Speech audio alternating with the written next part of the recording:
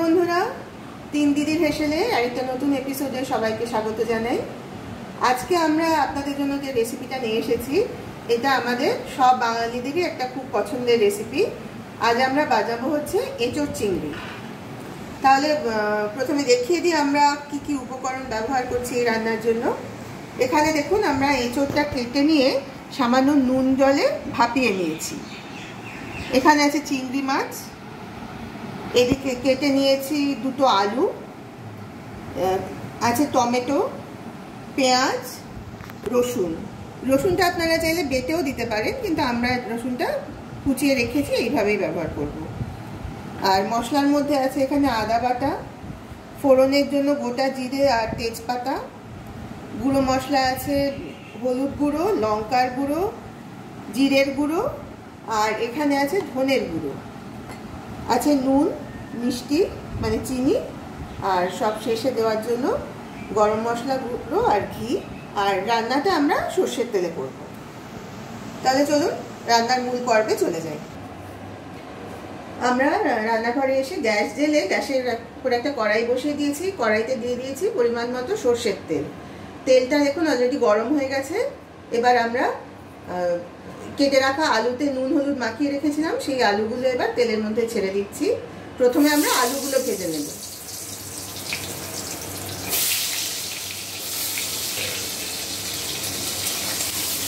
আচ্ছা, এখানে আলুটা ভাজা হতে হতে আমি অন্য একটা কাজ সেরে নিই।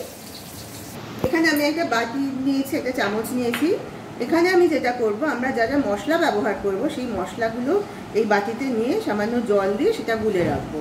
কারণ যেহেতু আমরা এখন বাটা মশলা আর ব্যবহার করতে পারি না, সেই জন্য এইভাবে যদি মশলাগুলো জলে গুলে রাখা যায় তাহলে কিন্তু স্বাদটা ভালো হয়, অনেকটা বাটা মশলার মতো হয়। তাহলে এই বাটিতে প্রথমে নিয়ে নিলাম আমি এই হাফ চামচ হলুদ গুঁড়ো, নিয়ে নিচ্ছি এক চামচ মতো জিরে গুঁড়ো,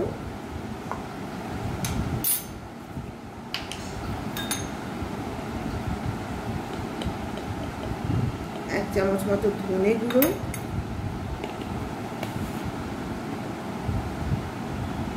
নেব শুকনো লঙ্কার গুঁড়ো, এই হাফ চামচের একটু বেশি। তার সঙ্গে নিয়ে নেব এক চামচ আদা বাটা, আর একটু আদা বাটা দিলাম, এক চামচ মতো আদা বাটা দিলাম। এবার এই সমস্ত উপকরণগুলো আমি একটু জল দিয়ে ভালোভাবে গুলে নেব।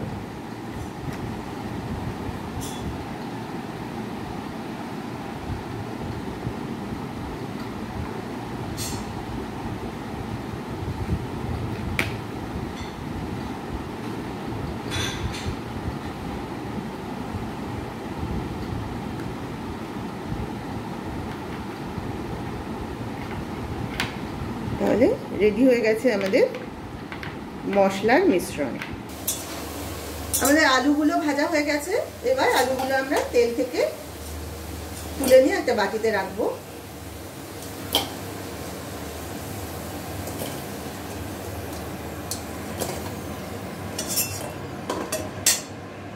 এবার এই তেলের মধ্যে ছেড়ে দিচ্ছি চিংড়ি মাছগুলো। চিংড়ি মাছগুলো আমরা আগে নুন হলুদ মাখিয়ে রেখেছিলাম। এবার মাছগুলো আমরা ভেজে নেব।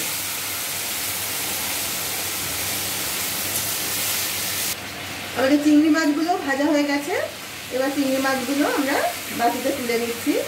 আপনারা তো সবাই জানেন যে চিংড়ি মাছ খুব বেশি কড়া করে ভাজতে নেই, তাহলে কিন্তু চিংড়ি মাছটা শক্ত হয়ে যায়।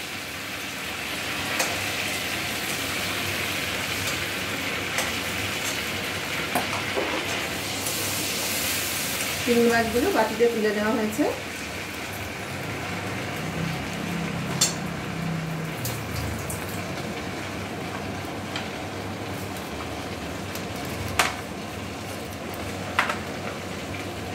এবার তেলের মধ্যে ফোড়ন দিয়ে দেওয়া হলো গোটা জিরে আর দুটো তেজপাতা।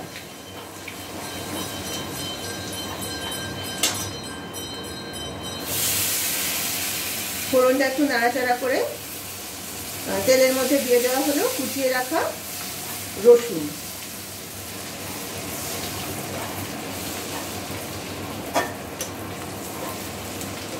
এই রসুনটা একটু নাড়াচাড়া করে নিয়ে আমরা দিয়ে দিচ্ছি কেটে রাখা পেঁয়াজ।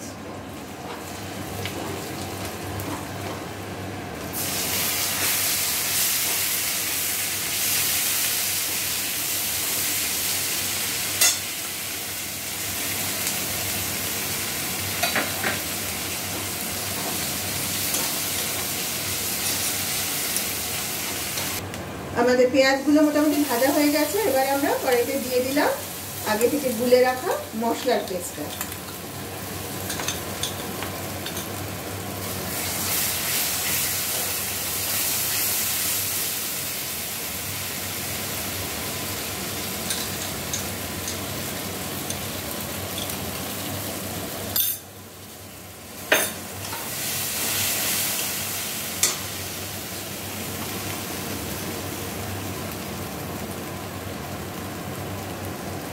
এবার দিয়ে দিচ্ছি কেটে রাখা টমেটোর টুকরোগুলো।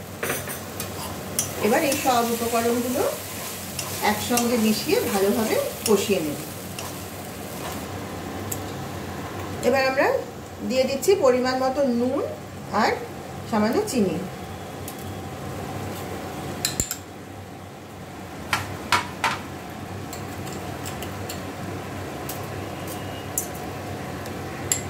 এই নুন চিনিটা আপনারা আপনাদের স্বাদ অনুযায়ী দিয়ে নেবেন।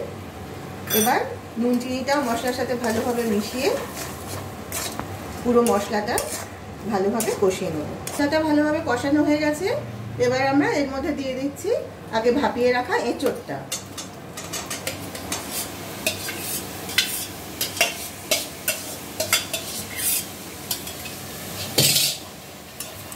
এঁচোড়ের সাথে মশলাটা ভালোভাবে প্রথমে মাখিয়ে নেব,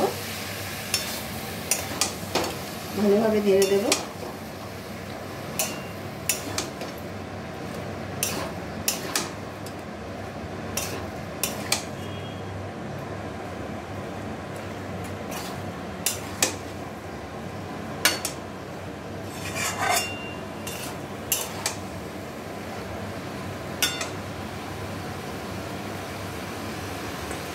এবার আমরা ভেজে রাখা আলু আর চিংড়িটা কড়াইয়ের মধ্যে দিয়ে দিলাম।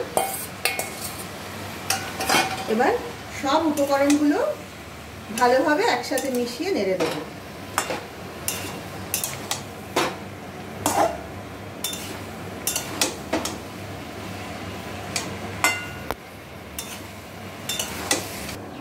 আমরা সব উপকরণগুলো কড়াইতে ভালোভাবে মিশিয়ে নিয়ে কড়াইতে একটু ঢাকা দিয়ে রেখেছিলাম একটু ভালোভাবে কষিয়ে নেওয়ার জন্য।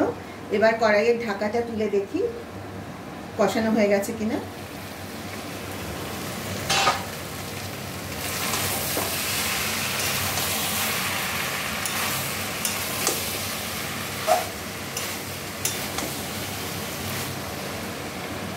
এবার আমরা দিয়ে দিচ্ছি ঝোলের জন্য পরিমাণ মতো জল।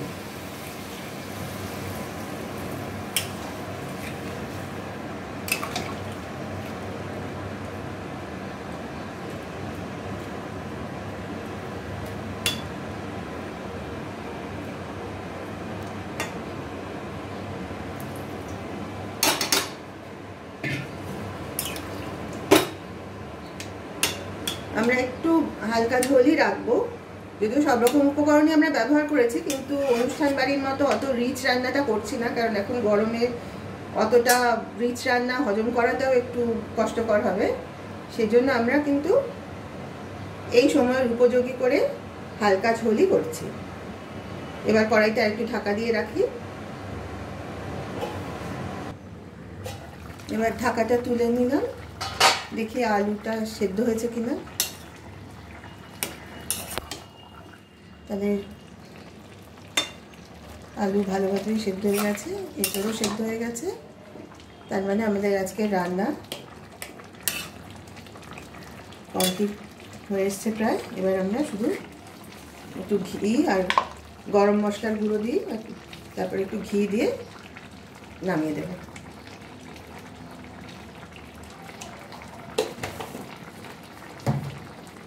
গরম মশলা দিয়ে দেওয়া হলো। এবার দেবো 1 চামচ ঘি।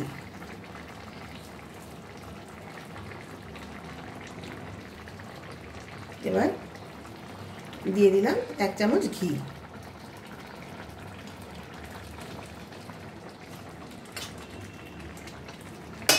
এবার গ্যাসটা বন্ধ করে দেবো।